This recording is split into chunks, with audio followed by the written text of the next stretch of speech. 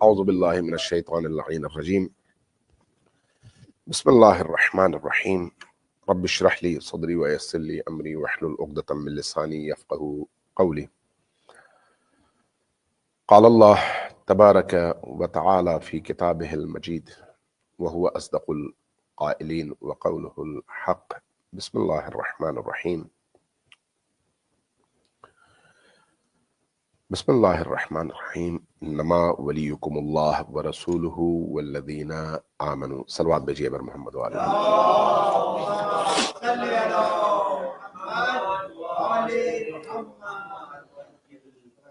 چونکہ شب منگل گزار کر بدھ کی شب ہے اور دعائے توسل آپ سب نے پڑھی ہے. دعائے توسل خود ائمہ اطہار علیہ السلام سے توسل اور ان کی ولایت کے سائے میں آنے کا ذریعہ ہے. اس لیے پچھلی منگل کی شب میں آپ سے عرض کیا تھا کہ اس کے بعد انشاءاللہ تعالی اس زیارت پر گفتگو شروع کریں گے آج کی رات میں، جس کو ہم زیارت جامعہ کبیرہ کہتے ہیں.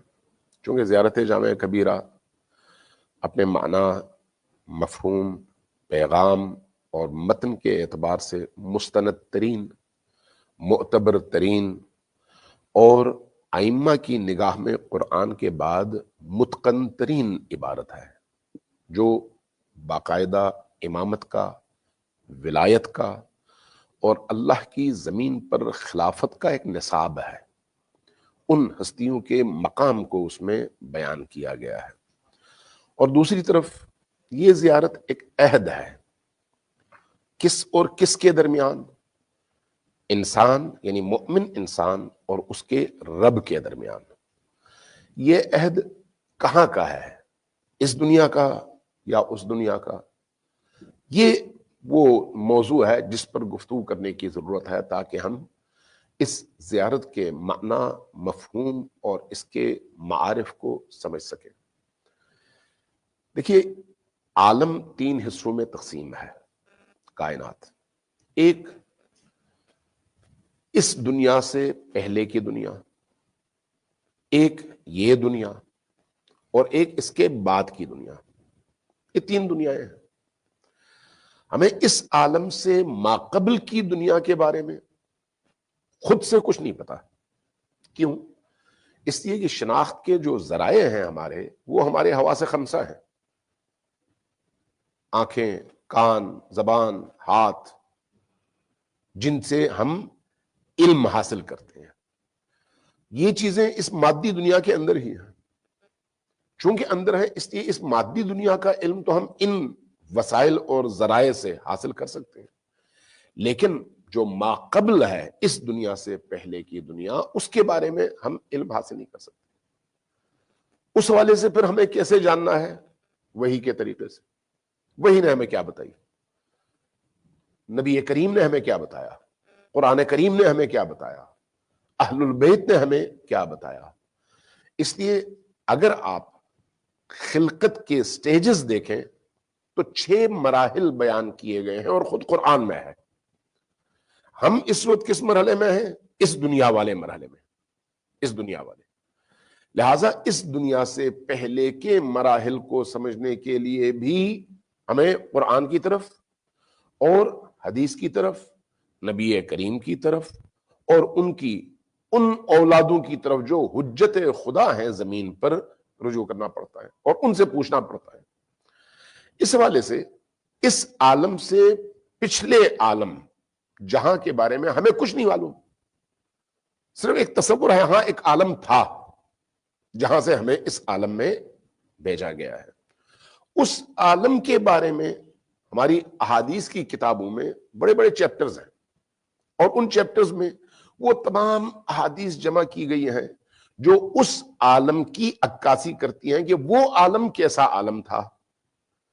اب اس عالم کی نوعیت کو سمجھنا ہماری عقلوں سے باہر ہے.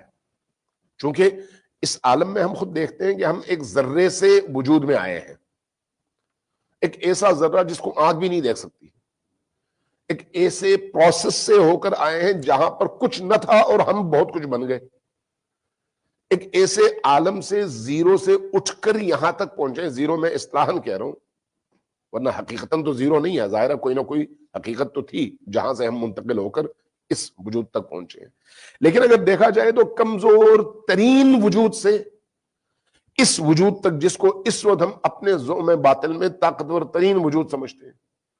آج اگر ٹرمپ اپنے آپ کو پورے عالم کا فرعون سمجھتا ہے اور بادشاہ سمجھتا ہے تو وہ اسی زعم باطل کی وجہ سے سمجھتا ہے، جبکہ انسان من حیث انسان کائنات کا کمزور ترین اس کی مخلوق ہے، اللہ کی کمزور ترین مخلوق. لیکن زعم باطل میں ہم اتنے بڑے ہو جاتے ہیں اور اتنے طاقتور ہو جاتے ہیں، ہم یہ گمان کرنے لگتے ہیں. تو اب سوال یہ ہے کہ اس دنیا کے اندر جو ہم یہاں تک پہنچے ہیں، یہ تو ہم نے اس پروسیس کو دیکھا اور سمجھا، اس عالم کو کیسے سمجھیں؟ احادیث کے ذریعے سے. اب جب ہم احادیث کی دنیا میں دیکھتے ہیں تو بحار الانوار میں، جو ہماری روایات کی معتبر ترین کتابوں میں سے ہے، وہاں پر ایک چیپٹر ہے عالم عہد کے حوالے سے، جس کو میثاق بھی کہتے ہیں. عالم میثاق. عالم میثاق پر جتنی روایتیں ہیں، میں کوشش کروں گا کہ اگلی دفعہ وہ روایتیں کچھ آپ کے سامنے پڑھ دوں، چونکہ چیپٹر بہت بڑا ہے اور اس ہماری زیارت کا تعلق اس سے بھی ہے کہ ہم جب ائمہ اطہار علیہ الصلوۃ والسلام سے زیارت جامعہ کے ذریعے سے ایک عہد کرتے ہیں تو کیا یہ اس دنیا کا عہد ہے یا اس دنیا کا عہد ہے؟ وہ روایات جو عالم الست کے حوالے سے، اس کو عالم الست بھی کہتے ہیں، عالم میثاق بھی کہتے ہیں، عالم عہد بھی کہتے ہیں، کہ جب اللہ کہتا ہے کیا ہم نے بنی آدم سے عہد نہیں لیا تھا؟ قرآن میں ہے نا. تو وہ کیسا عہد تھا ہمیں نہیں معلوم. بنی آدم اس دنیا میں کیسے تھے ہمیں نہیں معلوم. اس وجود کے ساتھ تو نہیں تھے، اس باڈی کے ساتھ تو نہیں تھے، اس شعور کے ساتھ تو نہیں تھے، یعنی تھے لیکن کسی اور شکل میں تھے، اور ابھی ہمیں یاد نہیں ہے، لیکن بہرحال ہم وہاں پر اللہ کے مخاطب قرار پائے تھے. یہ قرآن بتاتا ہے. الم اعہد الیکم یا بنی آدم، اس عالم میں ہم نے تم سے ایک عہد لیا تھا. تو وہ عہد کیا تھا، وہ میثاق کیا تھی، وہ وعدہ کیا تھا، اس حوالے سے ایک مفاہیم اور معارف کا ایک وسیع چیپٹر ہے جس پر غور کرنے کی ضرورت ہے، پڑھنے کی ضرورت ہے اور سمجھنے کی ضرورت ہے، تاکہ ہم اپنی خلقت کے حوالے سے سمجھ سکیں گے ہم کون ہیں، تاکہ ہمارے اندر معرفت کے حوالے سے، خدا شناسی کے حوالے سے، رسول شناسی کے حوالے سے، دین شناسی کے حوالے سے اور معاد شناسی کے حوالے سے گہرائی پیدا ہو، اور ہم اس دنیا کی اتنی عظمتوں کے باوجود اس کی ادنا قیمت کو ہم سمجھ سکیں کہ اس کی کوئی قیمت نہیں ہے اور ہم اس سے زیادہ قیمتی ہیں. برابر میں مختصر کرتا ہوں اس گفتگو کو، کہ جب ہم اس عالم میثاق کے اس معاہدے کو دیکھتے ہیں جو اللہ اور اس کی مخلوقات کے درمیان ہوا، جس کا تذکرہ قرآن کریم میں فی الجملہ موجود ہے، یعنی اجمالی طور پر، لیکن احادیث میں تفصیل کے ساتھ موجود ہے. اور وہ احادیث کس کی ہیں؟ یا نبی کریم صلی اللہ علیہ وآلہ وسلم کی، یا ائمہ اطہار علیہ الصلوۃ والسلام کی. صلوات ذرا اونچی آواز سے بھیجیں.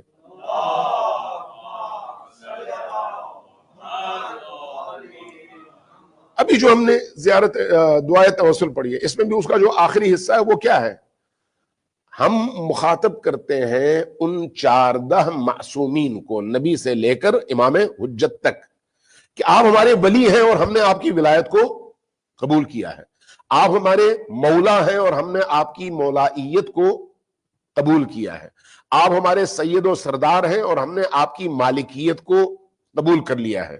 ہم وہاں پر یہ اعتراف کرتے ہیں کہ ہم آپ کی شفاعت کے مستحق ہیں، اس لیے کہ ہم نے آپ کی ولایت کو قبول کیا ہے. اس کے بعد ہم پھر ان سے التجا کرتے ہیں کہ اند اللہ ہماری شفاعت کیجئے، چونکہ ہم آپ کے ہیں. یہ آپ کے ہیں کیسے ہیں؟ اس لیے کہ ہم نے ایک عہد باندھا ہے. وہ عہد کہاں پر باندھا ہے؟ عالم الست میں، عالم میثاق میں. تو گویا یہ جو زیارت جامع کبیرہ ہے، یہ اسی عالم الست کے اس معاہدے اور اس عہد کا لفظوں میں اس دنیا میں بیان ہے، جو کہ وہاں پر تمام موجودات کے سامنے رکھا گیا ہے، صرف انسان نہیں. اس لیے ہماری روایات یہ بتاتی ہیں کہ عالم میثاق میں جتنی بھی مخلوقات ہیں، چاہے وہ پتھر ہے، چاہے وہ جمادات ہیں، چاہے وہ نباتات ہیں، چاہے وہ حیوانات ہیں، چاہے وہ پرندے ہیں، چاہے وہ کچھ اور ہیں، چاہے انسان ہیں، چاہے ملائکہ ہیں، چاہے کچھ اور جنات ہیں، سب کے سامنے اللہ نے وہ اپنا عہد رکھا اور سب کو دعوت دی۔ جب دعوت دی، جس نے اپنی اس خلقت کی نوعیت میں رہتے ہوئے، انسان نے انسان کی نوعیت میں، جن نے جن کی نوعیت میں، درختوں نے درختوں کی نوعیت میں، پتھر نے پتھر کی نوعیت میں، ہوا نے ہوا، یعنی جتنی بھی مخلوقات، ان تمام چیزوں نے اپنی اس شناخت کے ساتھ وہاں پر جس طرح کا رد عمل دکھایا، اس عالم وجود میں وہ اسی رد عمل کے نتیجے میں اس خاص شکل میں وجود میں آئے جیسے انہوں نے وہاں پر رد عمل دکھایا۔ اب پتھر نے بھی رد عمل دکھایا، جانوروں نے بھی رد عمل دکھایا، انسانوں نے بھی رد عمل دکھایا، درختوں نے بھی رد عمل دکھایا، جڑی بوٹیوں نے بھی رد عمل دکھایا، زمینوں نے بھی رد عمل دکھایا، آسمانوں نے بھی رد عمل، ہر چیز نے اپنا رد عمل دیا ہے۔ جب اللہ نے تمام خلقت کو دعوت دی اس عہد کی، تو اس کے رد عمل میں جس طرح کا ان کی طرف سے رد عمل آیا، اس طرح سے ان کا وجود بنا۔ اب اس میں روایات کہتی ہیں کہ پتھروں میں جس پتھر نے سب سے پہلے اللہ کی طرف سے اس دعوت پر لبیک کہہ کر اپنے ایمان کا اظہار کیا، وہ عقیق ہے۔ اس لیے کہا جاتا ہے کہ عقیق کی انگوٹھی انگلی میں پہنو، اس لیے یہ پتھروں میں پہلا پتھر ہے جس نے اللہ کی اس میثاق کی دنیا میں دعوت پر لبیک کہا ہے۔ یہ میں مثال کے طور پر عرض کر رہا ہوں۔ اسی طرح سے جن جانوروں نے اس میثاق پر لبیک کہا، وہ جانور پاک جانور کہلائے اس دنیا میں۔ جن جانوروں اور حیوانات نے لبیک کہا، وہ حلال جانور کہلائے اس دنیا میں، اس لیے ان کی زندگی میں برکت ہے۔ جن جانوروں نے انکار کیا اور استکبار کا مظاہرہ کیا، پلٹ گئے، اللہ کی طرف نہیں آئے، اللہ کی اس دعوت کو قبول نہیں کیا، وہ حیوان حرام جانوروں میں اور نجس جانوروں میں ڈھل گئے، اور اس دنیا میں وہ وہی نجس جانور ہیں۔ یعنی جس نے جس طرح کا رد عمل دکھایا، اس کو اللہ نے اس دنیا میں اسی طرح کا وجود عطا کیا۔ اسی بنیاد پر زمین کے بارے میں بھی کہا جاتا ہے کہ زمینوں میں بھی کچھ زمینیں ایسی ہیں، کچھ پاکٹس ایسے ہیں جنہوں نے اس کائنات کے اس مرحلے میں اللہ کی دعوت پر لبیک کہا اور کچھ نے نہیں کہا۔ اس لیے کعبہ کی زمین، کربلا کی زمین، دیگر مقدس زمینیں وہ ہیں جنہوں نے اس عالم میں اللہ کی اس دعوت پر جب لبیک کہا تو اللہ نے ان کو وہ تقدس عطا کیا، اور جنہوں نے نہیں کہا ان کو کسی اور شکل میں ڈال دیا۔ اس طرح سے انسانوں کی باری آتی ہے۔ اب انسانوں میں جن انسانوں نے اس عالم الست میں اللہ کے اس دعوت پر اور اس عہد پر لبیک کہا، وہ ہیں جن کے دلوں میں اللہ نے محمد و آل محمد کی ولایت کو اس دنیا میں زندہ رکھا ہے۔ جنہوں نے وہاں پر اس عہد سے انکار کیا، وہ اس دنیا میں بھی ولایت اہل البیت سے محروم ہوئے۔ لہذا چونکہ ہر انسان مستقل ہے، ہر انسان مستقل ہے، میں اپنی جگہ مستقل ہوں، آپ اپنی جگہ مستقل ہیں۔ ہاں، ہماری پیدائش کا ذریعہ ہمارے والدین ضرور ہیں، باپ دادا ضرور ہیں، نانا نانی ضرور ہیں، لیکن ہم میں سے ہر فرد اپنی جگہ مستقل ہے۔ ہماری روحیں ان کی روحوں سے الگ ہیں، ہماری مستقل روح ہے، ان کی مستقل روح ہے، ہماری مستقل شناخت ہے، ان کی مستقل شناخت ہے۔ اس لیے اس عالم میثاق میں بھی جب ہم سب کی روحیں موجود تھیں یا حقیقت موجود تھی، روحیں میں مسامحتاً عرض کر رہا ہوں، یعنی جو بھی حقیقت عالم الست کی تھی وہ وہاں پر موجود تھی، ہر ایک نے مستقل طور پر جواب دیا ہے۔ یہ نہیں ہے کہ فلان کا بیٹا ہے تو اس لیے اس نے مثبت جواب دیا، فلان کا بیٹا نہیں ہے تو اس لیے اس نے منفی جواب دیا، نہیں، ایسا نہیں ہے۔ ہر شخص، ہر آئیڈینٹی نے اس عالم میں مستقل جواب دیا. لہذا ہو سکتا ہے کسی کافر کے صلب سے مؤمن جنم لے اور کسی مؤمن کے صلب سے کافر جنم لے. ہو سکتا ہے کسی انتہائی نیک گھر میں برا آدمی پیدا ہو چونکہ وہاں پر اس نے انکار کیا. ہو سکتا ہے کسی بدترین گھر میں بہت ہی نیک انسان پیدا ہو، اس لیے اس نیک انسان نے وہاں پر اس ندا پر لبیک کہا اور ولایت الہیہ کو، ولایت رسول کو، ولایت اہل البیت علیہ الصلوۃ والسلام کو قبول کیا. صلوات بھیجیے بر محمد و آل محمد.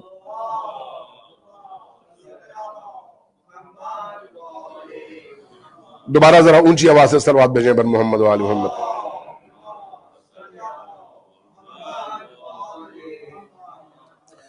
امام رضا علیہ الصلوۃ والسلام سے اس حوالے سے ایک روایت مستدرک الوسائل میں موجود ہے، شیخ عباس قمی نے نقل کی ہے، محدث نوری نے نقل کی ہے، چونکہ یہ دونوں حضرات محدثین کے حوالے سے بہت پائے کے محدث ہیں اور معتبر ترین شخصیات ہیں عالم تشیع کی.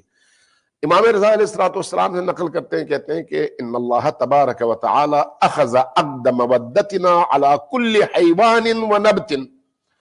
اللہ تبارک و تعالی نے اس عالم میں ہم میں سے ہر موجود سے، ہر حیوان سے اور ہر نبات سے ہم اہل البیت علیہم الصلوۃ والسلام کی مودت کا عہد لیا ہے. اس عالم میں ہم میں سے اہل البیت کی مودت کا اللہ نے عالم میثاق میں ہر حیوان سے اور ہر نبات سے، یعنی جڑی بوٹی، درخت، پھل وغیرہ وغیرہ، ان سے عہد لیا ہے. فما قبل المیثاق کان عذبا طیبا. جن اس طرح کی مخلوقات نے ہمارے اس عہد اور میثاق کو قبول کیا، اللہ نے ان کو میٹھا بنایا، اللہ نے ان کو پرلطف بنایا، اللہ نے ان کے اندر اپنی رحمتیں رکھیں. وما لم يقبل المیثاق کان مالحا زعاقا. اور جن نباتات نے اور جن حیوانات نے ہمارے اس میثاق سے انکار کیا، اللہ تبارک و تعالیٰ نے ان کو تلخ، کھٹا اور ترش، بے مزہ، بے خصوصیت، زہر آلود، اس طرح کے وجود میں تبدیل کر دیا. اسی طرح کی ایک روایت امیر المؤمنین سے منقول ہے. امیر المؤمنین نے فرمایا کہ فقال یا قنبر، امیر المؤمنین نے قنبر کو مخاطب کر کے کہا کہ ان اللہ تبارک و تعالی عرض ولایتنا علی اہل السماوات و اہل الارض. اللہ تبارک و تعالیٰ نے زمین اور آسمان میں موجود تمام مخلوقات کے سامنے ہم اہل البیت کی ولایت کو پیش کیا.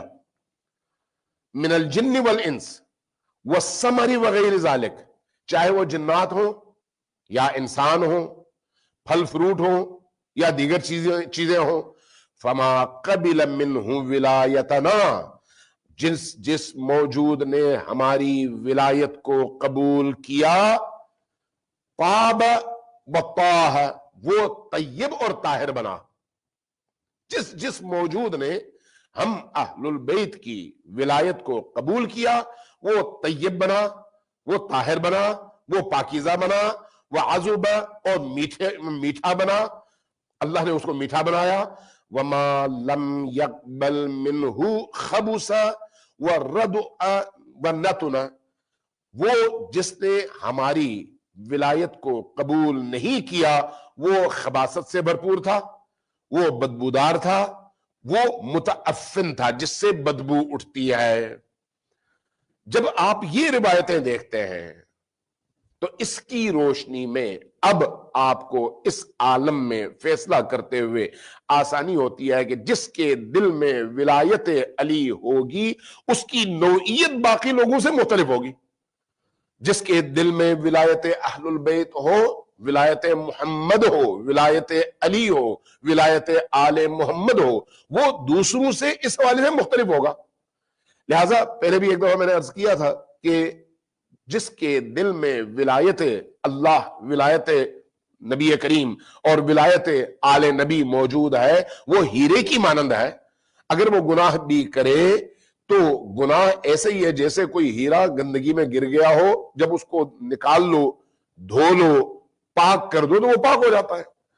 لیکن اگر ہیرا نہ ہو، وہ خود کچرا ہو، تو پھر جب وہ کثافتوں میں گرتا ہے، غلاظتوں میں گرتا ہے، تو پھر اس کے بعد وہ قابل استفادہ نہیں رہتا۔ تو اس لیے ان احادیث کی روشنی میں جب ہم زیارت جامعہ کبیرہ کے پس منظر کو دیکھتے ہیں، تو یہ زیارت جامعہ اللہ اور بندوں کے درمیان وہ عہد نامہ ہے جو اس عالم میں انسان کے سامنے پیش کیا گیا، اور جن انسانوں نے اس پر لبیک کہا وہ یہاں پر بھی اپنے اس لبیک پر قائم و دائم ہے۔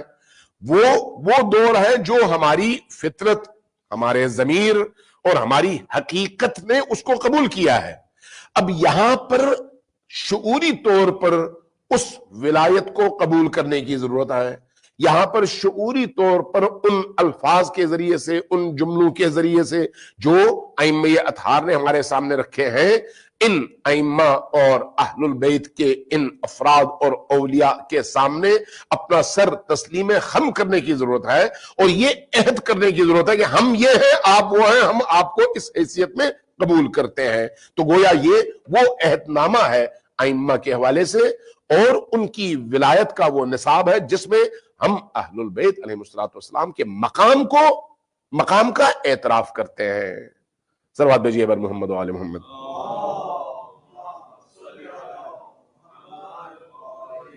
میرا خیال آج کے لیے اتنا ہی کافی ہے، تو انشاءاللہ تعالیٰ پھر اگلی راتوں میں، یعنی انہی شبوں میں جو کچھ اس حوالے سے ہم بیان کر سکتے ہیں آپ کی خدمت میں، وہ انشاءاللہ تعالیٰ بیان کریں گے، تاکہ معرفت ائمہ میں بھی اضافہ ہو اور ہماری اپنی شعوری شناخت میں بھی اضافہ ہو سکے۔